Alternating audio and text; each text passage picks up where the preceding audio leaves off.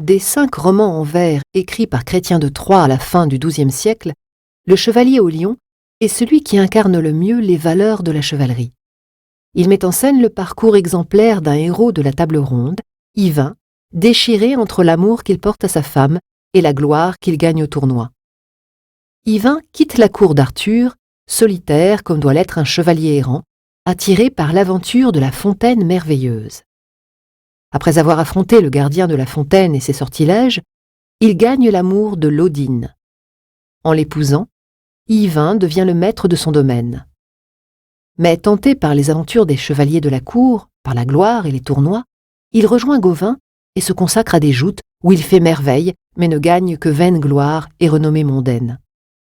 Yvain, ayant oublié de rejoindre sa femme au terme fixé, est rejeté par celle-ci et sombre dans une profonde démence. Amnésique, il vit comme un être sauvage dans la forêt.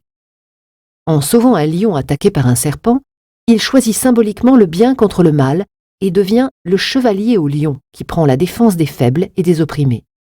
C'est ainsi qu'il libère des jeunes filles enfermées dans le château de la pire aventure, où elles sont condamnées à tisser sous les ordres d'êtres diaboliques.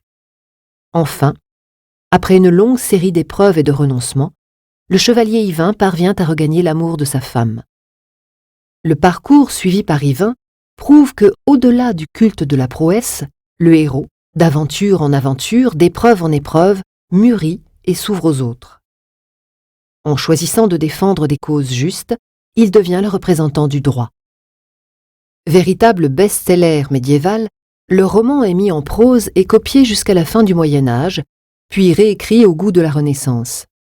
Imité et traduit en allemand, en anglais ou en suédois dès le XIIIe siècle, il a engendré une longue tradition de romans qui, sur le modèle d'Yvain, raconte la vie et les aventures d'un chevalier de la table ronde.